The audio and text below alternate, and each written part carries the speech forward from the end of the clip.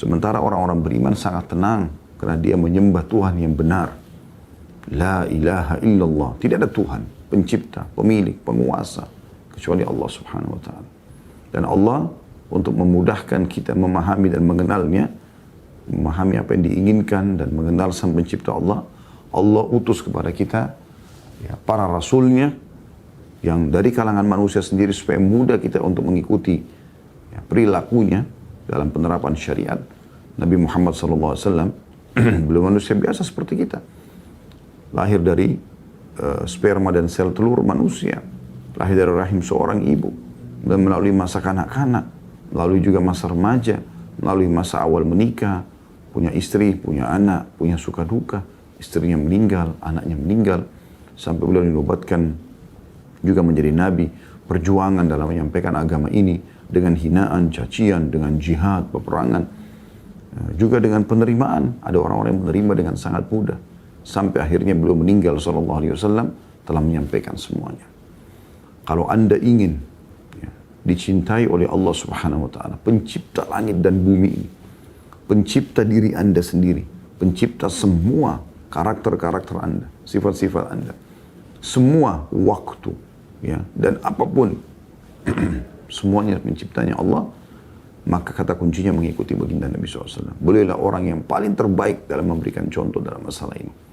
Makanya Allah memerintahkan Nabi SAW menyampaikan dalam Al-Imran 31 ini.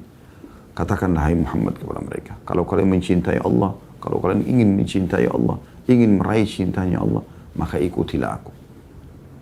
Maka pasti Allah akan mencintai kalian. Karena Allah mengajarkan syariatnya. Ya, menyampaikan kepada Nabi SAW, lalu Nabi SAW sampaikan kepada kita. Dan kalau kita patuh, ibarat seseorang yang patuh pada atasannya. Ya, apalagi ini pencipta. Jauh lebih besar haknya. Gitu.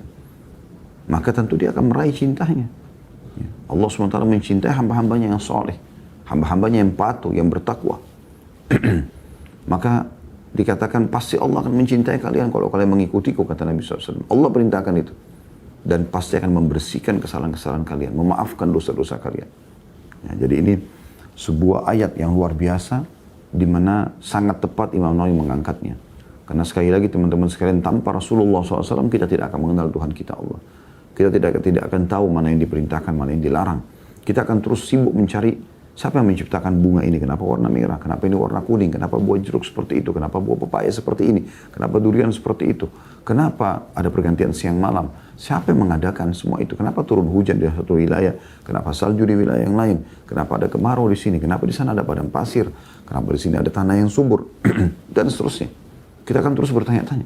Gitu. Maka jawaban dari dakwah para nabi-nabi, terutama dakwah Nabi SAW ini luar biasa.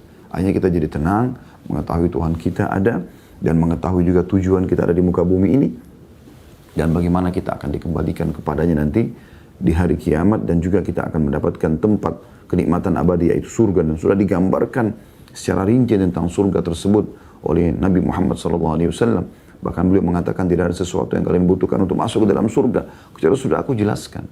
Dan agar kita selamat dari ancaman Allah bagi para pembangkang yaitu api neraka.